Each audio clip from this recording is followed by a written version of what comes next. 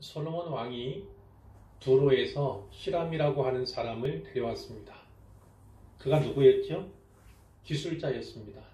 아주 뛰어난 기술자. 특별히 놋을 이용해서 무언가를 제작하는 일에 탁월한 사람이었습니다. 성경은 모든 놋일에 지혜와 총명과 재능을 구비한 사람이다 이렇게 기술하고 있습니다. 오늘 보면 41절부터 47절까지의 말씀은요, 우리가 앞에서 이미 살펴본 바가 있습니다. 히람이 놋으로 만든 성전 기물들, 그것의 모양과 수량을 소개하고 있고요. 이어지는 48절부터 50절까지의 말씀에서는 솔로몬의 지시에 따라서 이젠 놋이 아니고 재료가 금으로 바뀝니다. 금을 재료로 하여 만든 성전 기구들, 그것을 소개하고 있습니다. 모든 것들이 다 히람이 만든 것들이죠. 자, 41절 말씀에 보면 곧 기둥 둘이 나옵니다. 기둥 둘. 성전 앞에 양쪽에 세운 두 개의 거대한 놋 기둥을 가리키는 것입니다. 각각 이름이 있었죠. 어떤 이름이었습니까? 오른쪽 기둥은 야긴, 왼쪽 기둥은 보아스, 이런 이름이 붙어졌어요. 야긴은 그가 세우다, 하나님께서 세우다, 이런 뜻이고, 보아스는 그에게 힘이 있다, 하나님께 힘이 있다, 능력이 있다, 이런 의미를 담고 있습니다. 그러니까 솔로몬이 이 기둥에 그와 같은 이름들을 붙인 것은 세우신 분이, 이 성전을 세우신 분은 하나님이십니다. 그러니 유지하시고 보존해 가실 분도 하나님이심을 믿습니다. 이런 믿음의 고백이 거기에 담겨 있는 거고요. 또 달리 말하자면 세우신 분이 하나님이시니까 유지되고 보존되는 것도 하나님께서 책임져 주십시오라고 하는 염원이 담겨 있다. 이렇게 우리가 알 수가 있는 것입니다. 그 이어지는 말씀들은 그 기둥, 두 기둥 꼭대기에 공 같은 머리 둘, 각각의 기둥에 공과 같은 머리 둘을 두었다. 그렇게 말씀하고 있고, 또 공과 같은 머리를 가리는 그물 둘에 대해서도 말씀하고 있고요. 자, 또 매 그물에 두 줄씩으로 공 같은 두 머리를 가리게 한 석류 400개, 그것을 새겨 넣었다. 이렇게 말씀하고 있는 거예요. 여기까지는 두 놋기둥인 야긴과 보아스에 관한 설명이었고요.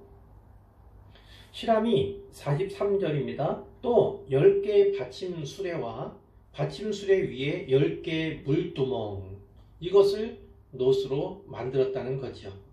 놋으로 바퀴가 각각 4개씩 달린 수레를 만들었어요. 수레는 수레인데 이 수레의 용도가 받침이라는 겁니다. 받치기 위한 용도라는 거예요. 무엇을 받치느냐면 그 위에 하나씩의 물두멍을 올리는 거죠. 그러니까 물두멍을 받치는 용도입니다. 그래서 수레가 있으니까, 바퀴가 있으니까 물두멍을 옮기고 이동할 수 있도록 한 것이다 라는 거죠. 물두멍은 물을 담는 대야와 같은 것입니다. 제사 드리는 자들, 이 제사 드리는 자들은 예배하러 온 자들이에요. 예배하러 온 자들, 이 사람들과 제물들을 정결하게 하는 데 사용하는 물, 그것이 이 물두멍에 담기게 되는 것이죠. 자, 그러면 물두멍이 더 중요합니까? 아니면 받침수레가 더 중요합니까? 엄밀히 말하자면 받침수레는 보조적인 역할을 하는 것 아니겠습니까? 하지만 히람은 이 받침수레에도 정성을 다하죠. 심혈을 기울여서 사자와 소와 종려나무와 그룹들, 즉 천사들의 문양을 아름답게 아로 새겨요. 하나님의 성전에 사용되는 것들은 소중치 않은 것들이 없지요. 모두가 다 소중한 것이고 용도와 쓰임 다 다르기 때문에 없어서는 안 될 것들이다. 이렇게 생각을 할 수가 있습니다. 자, 다음은 44절인데요. 놋바다에 대한 이야기가 나오죠. 한 바다와 큰 바다라는 거죠. 그 바다 아래에 소 12마리와 이렇게 되어 있습니다. 자, 물두멍들은 10개지만 바다는 하나예요. 이 바다라는 명칭으로 부르는 것처럼 그 명칭에 걸맞게 많은 물을 담을 수 있는 큰 그릇이 바로 바다다, 이렇게 보시면 되겠습니다. 이 바다에 담긴 물은 제사장용이에요. 제사장이 사용하는 겁니다. 희생 제사를 인도하기 전에 가서 손도 씻고 또 그 발도 씻고 또 의복도 정결하게 이렇게 씻는 거죠. 정결하게 자신을 준비하는 것이 예배의 시작이고 처음이기 때문에 그렇게 하는 것으로 보면 되겠습니다. 그런데 그 바다 아래에 소 12마리가 있다는 것은 12마리의 소를 새겨 넣었다, 이런 의미예요.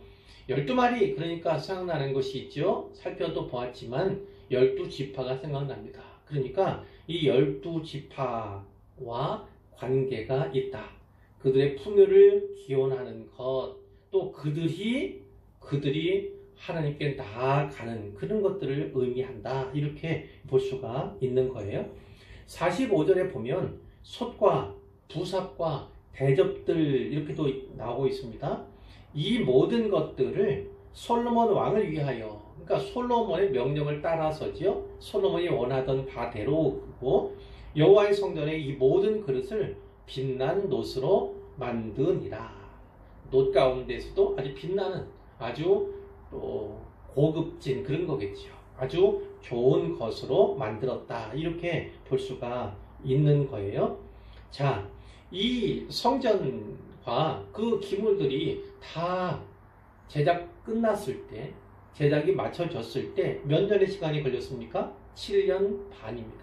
7년하고도 반이나 걸린 오랜 시간 동안에 하나님께서 솔로몬에게 주신 식양대로 그대로 이 히람이 받아서 만든 것이죠.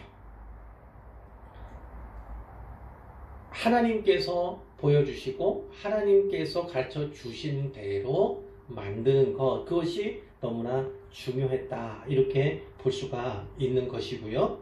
그러니까 최고의 기술을 가진 히람 아닙니까? 또 최고의 재료를 가지고 만들었어요. 그리고 그것을 아주 열심히 헌신적으로 하나님 말씀과 주신 식양에 따라 제작했다는 것을 우리가 볼 수가 있는 것이죠. 자, 46절에 보니까 이 놋기물을 어디서 만들었는가가 나와 있습니다. 요단 평지에서 숫꽃과 사르단 사이에 차진 흙에 그것들을 부어내었더라. 이 부어내었다는 건 거푸집을 만들고 거기에다가 이 놋을 부어 가지고 이제 굳게 하는 거잖아요. 그렇게 제작했다, 이렇게 이 말씀인데요. 이 숫꽃과 사르단 사이, 여기는 요단 동편 쪽에, 요단강 동편에 야복강 그리고 요단 계곡이 만나는 지점이에요. 거기에는 입자가, 이 흙 알갱이들이요, 아주 입자가 작고 알갱이가 고운 그런 흙들이 있었다고 해요. 그래서 그곳이 놋을 주조하고 또 기물을 만들기에 적합한 곳으로 선택이 되었다. 솔로몬이 그곳을 선택했다는 것이죠. 그러니까 이 성전 기물들을 제작하는 이 일에도 아주 주도 면밀한 계획을 솔로몬이 세웠음을 알게 되는 거예요. 그리고 아주 애정 있게 정성스럽게 그것을 만들고자 했다는 것을 우리가 분명히 알 수가 있죠. 47절에 보면 기구가 힘이 많으므로 히람이 만든 기구들이 아주 많았다는 거예요. 솔로몬이 다 달아보지 아니하고 두었으니 다 달아볼 엄두를 또 내지 못할 만큼 많았다는 것이고요. 또 달려고 해도 놋무게가 너무 무거웠다는 거고, 너무 많은 것, 거기에 쓰인 놋 무게가 어마어마하기 때문에 또 측량할 수조차 없었다, 이렇게도 우리가 읽을 수가 있죠. 이 무게를 달 수 없을 만큼 많은 기구들이 만들어졌고 거기에 쓰인 놋이 대단했다는 거예요. 7년 반 동안 이렇게 솔로몬과 또 그의 지시를 받은 히람이 정성을 다해서 이제 모든 것들을 다 만들었다. 놋으로 만드는 모든 것들의 제작을 끝냈다는 것입니다. 자, 48절에 보니까 이제는 놋이 아니라 금으로 재료가 바뀝니다. 솔로몬이 또 여호와의 성전의 모든 기구를 만들었으니, 그것이 이제 또 나오고 있는데 무엇을 만들었습니까? 금단, 금으로 만든 제단을 말씀하는 거겠죠. 또 진설병의 금상, 진설병은 하나님께 드릴 떡이잖아요. 떡병자의 떡병자. 그러니까 이것은 떡을 말하는 거고, 자, 이 진설병의 금상이라고 하면 그 진설병, 떡을 올려드리는 금으로 만든 상을, 떡상을 말하는 것입니다. 자, 내소 앞에, 내소라고 하면 지성소를 말하는 것이고, 외소 그러면 성소를 말하는 거예요. 이 본문에서는 내소 앞에 좌우로, 왼쪽과 오른쪽으로 5개씩 정금 등잔대를 두었는데 그것을 만들었다는 거예요. 정금으로 만든 등잔대를 좌측에 5개, 또 우측에 5개씩 만들었다는 것이고요. 또 금꽃, 금으로 만든 꽃과 등잔과 불집게, 이런 것을 다 정금으로 만들었다는 거예요. 50절에도 보면 정금 대접, 또 불집게, 주발, 숟가락, 불을 옮기는 그릇, 이런 것들도 다 금으로. 그리고 내소, 즉 지성소 문에 금돌적이, 그러니까 성소에서 지성소 들어가는 문에 금돌적이, 돌적이 그러면 경치압을 흔히 생각하면 될 거예요. 그것과 또 성전, 외소는 이제 밖에서 성전으로 들어가는 그 문의 금돌적이, 그것도 히람이 제작을 했다는 것이죠. 그러니까 성전 외부에서 사용하는 기구들, 그것들은 놋으로 만들었는데 성전 내부에서 사용되는 각종 기구들은 놋이 아니라 금으로 만들었다는 것입니다. 자, 그러니까 이 재료의 차이를 둔 거지요. 하나님의 임재를 상징하는 언약궤가 위치해 있는 그 지성소, 그리고 그 바로 밖에 성소, 이것은 더 귀하니까, 성전 내부가 외부보다 더 거룩하고 귀하니까 그에 걸맞게 놋이 아니라 금으로 재료를 바꿔서 만들었다는 것을 우리가 알 수가 있는 거예요. 그런데 여기 보니까 그것을 얼마나 정성을 들였습니까? 문의 돌적이, 문의 경첩마저도 금으로 만들었다는 것을 우리가 주목할 필요가 있습니다. 이제 51절 말씀인데요. 51절 말씀. 자, 솔로몬 왕이 여호와의 성전을 위하여 만드는 모든 일을 다 끝마쳤다, 이렇게 말씀한 뒤에 솔로몬이 그 다음에 한 일이 무엇입니까? 그의 아버지 다윗이 여호와 하나님께 드린 물건, 어떤 것이 있습니까? 은과 금과 기구들을 가져다가 여호와의 성전 곳간에 두었더라, 이렇게. 여호와의 성전 곳간에 다윗이, 아버지가 준비했던, 마련해 두었던 금과 은과 기구들을 다 곳간에 두었다, 이렇게. 그래서 모든 성전 건축이 이로 다 끝나게 되는, 마치게 되는 것입니다.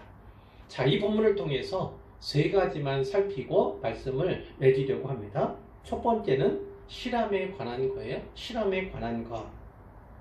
히람은 모든 논일의 지혜와 총명과 재능을 구비한 사람, 이렇게 성경에 기술되고 있는데요.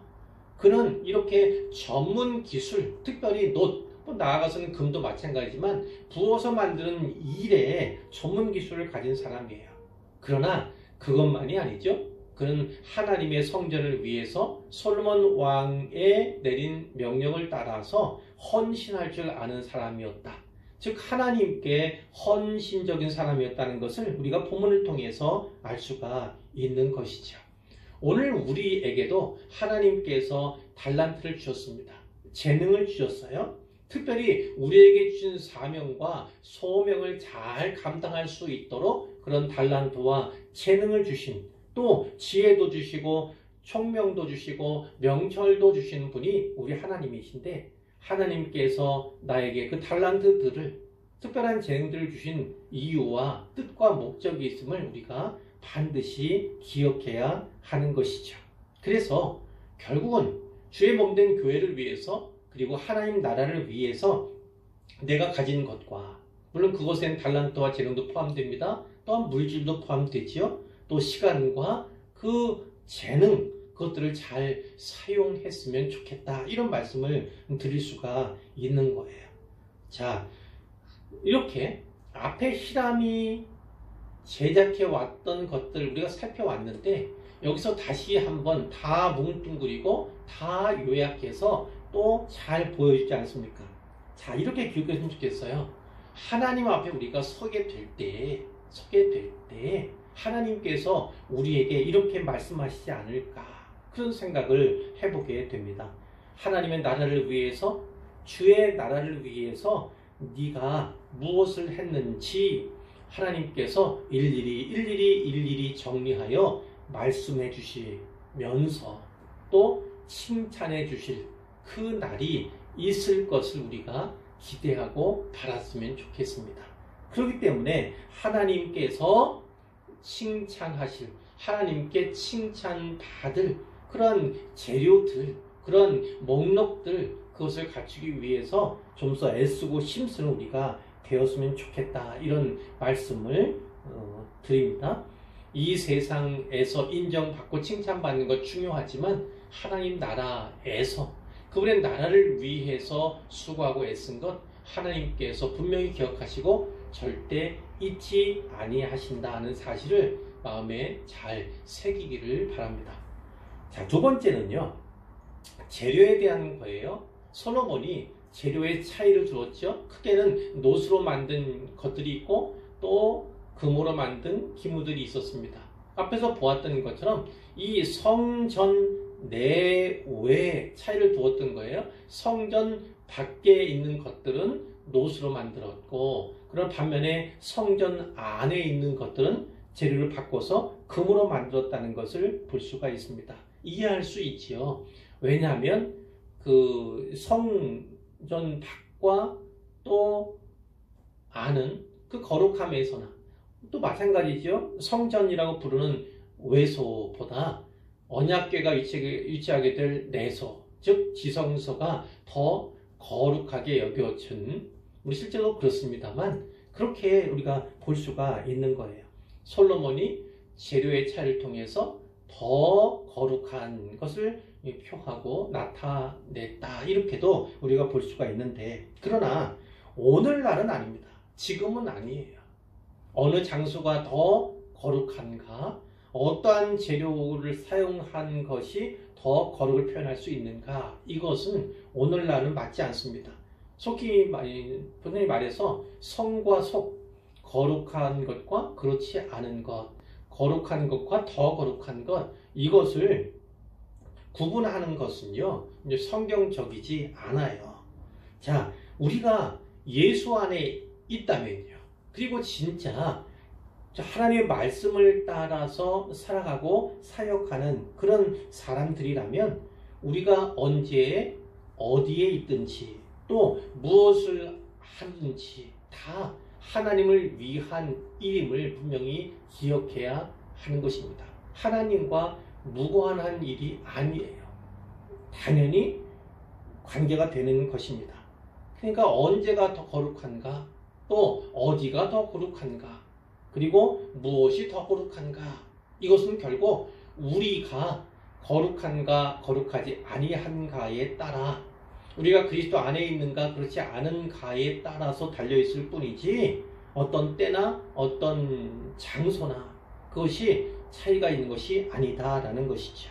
우리가 거룩한 사람이 될 때 진짜 예수 믿는 예수 안에 있는 사람이 될 때에 우리가 있는 모든 곳이 다 거룩한 곳이 되는 것이고요. 우리가 살아가는 이 시간이 다 거룩한 또 머무는 그 곳과 그 곳이 다 거룩한 곳이 된다는 사실을 우리가 분명히 알았으면 좋겠습니다. 그래서 하나님께서 우리 한 사람 한 사람을 성령의 전으로 성전으로 세워주신 것이고요. 이 성도들이 모인 한 사람 한 사람이 모인 이 믿음의 공동체가 바로 교회 아닙니까? 이 교회도 하나님의 성전이 되는 것이다 라는 거죠. 이렇게 우리가 하나님의 성전이 되고 또 우리들이 모인 이 교회가 하나님의 성전이 될 때 하나님께 영광을 돌릴 수 있다는 것을 우리가 마음에 잘 새기기를 원하고요. 하나님의 성전에서는요, 모든 것이 거룩합니다. 차별이 전혀 없어요. 성전에 있는 모든 것들, 모든 기구와 모든 물건이 다 소중한 것처럼요. 우리 한 사람 한 사람 어떤 사역을 하고 어떤 역할을 맡는다 할지라도 혹은 또 어떤 달란트와 재능을 가진 사람이라 할지라도요. 이 성전 안에서 하나님 안에서는 결코 차별이 없다. 모든 것이 다 소중하다라는 사실을 우리가 잘 알아야 하는 것이죠. 그러니까 세상적인 관점과는 다릅니다. 그것이 금이냐 노시냐 뭐 돌이냐 나무냐 이렇게도 얘기할 수 있지만 그런 재료에 따라서 혹은 큰 것, 비싼 것 이런 것은 세상적인 관점과 가치관을 반영할 뿐입니다. 교회에도 모든 것이 다 필요하고 하나님 나라에도 크든 작든 필요한 것들 반드시 있어야만 하는 것들이기 때문에 우리가 우리 한 사람 한 사람의 가치 소중하게 여겨야 하고요. 그 하나하나가 우리 한 사람 한 사람이 다 용도가 있고 쓰임이 있다는 사실, 하나님께서 이유가 있어서 뜻이 있고 목적이 있어서 우리를 이렇게 불러주셨다는 사실을 우리가 마음판에 잘 새겼으면 합니다. 자, 마지막으로 한 가지만 더요. 솔로몬과 다윗의 열심에 대해서 말씀을 나누기를 원하는데요. 자, 우리가 이 솔로몬이 하나님께 주신 시장에 따라서 히람을 사용해서 물론 더 많은 사람들을 다 사용했지요. 그 사람들 사용해서 성전 건축을 완료한 것을 오늘 본문을 통해서 살펴보았는데 그 마지막은 어떻게 했습니까? 성전에 속한 곳간에다가 여호와의 곳간에다가 아버지 다윗이 준비해 두었던 금과 은과 같은 또 기구들을 거기에다가 넣어두었다, 보관하였다 이렇게 말씀을 하는 것이죠. 자, 아시다시피 다윗은 하나님의 집을 성전을 짓기를 원했습니다. 하나님께 지어서 봉헌하기를 원했던 사람이에요. 자, 그러나 자기의 뜻을 이루지는 못했어요. 뜻을 이루지는 못했지 않습니까? 그 아들에게 기회를 주시겠다고 하시는 하나님의 말씀을 믿고 이제 그 아들이 여호와의 성전을 짓는 그 일을 위해서 많은 것들을 준비한 사람이 바로 다윗이다. 자, 그러니까 우리도 마찬가지죠. 내 때에 열매가 드러나지 않는, 열매를 거두지 않는 일이다 할지라도요, 우리는 아낌없이 투자하고 아낌없이 준비하고 아낌없이 헌신해야 한다. 이런 도전을 우리가 받을 수가 있는 거예요. 사실 다윗이 많은 것들을 준비할 때 쉬운 것이 아니었습니다. 왕이었으니까 쉬웠겠다 뭐 이렇게 할 수 있지만 그의 고백이 역대상 22장에 있거든요. 역대상 22장에 보면 그가 많은 환난 중에 이것들을 준비했다 이런 고백이 나와요. 자, 역대상 22장에 이렇게 되어 있습니다. 다윗이 아들 솔로몬을 불러요. 이제 아이 살아있을 때죠. 자, 솔로몬을 부릅니다. 그리고 하나님 여호와를 위하여 성전 건축을 부탁하는 내용이 있어요. 이렇게 얘기합니다. 아들아, 내 아들아, 나는 내 하나님 여호와를 위해서 성전을 건축할 마음이 있었다.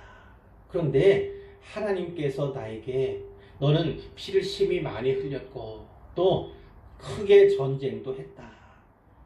내 앞에서 땅에 피를 많이 흘렸은즉 내 이름을 위해서 성전을 건축하지는 못할 거다. 이렇게 말씀했다는 거예요. 그런데 너에게서 태어날 한 아들, 그 아들이 성전을 건축하게 해주마, 이렇게 말씀을 하셨다는 거예요. 그 이름을 솔로몬으로 하나님께서 분명하게 지목을 하셨지요. 자, 그것을 말씀하면서 네가 성전을 건축하라, 이렇게 다시 얘기하죠. 부탁하는 건 또 있습니다.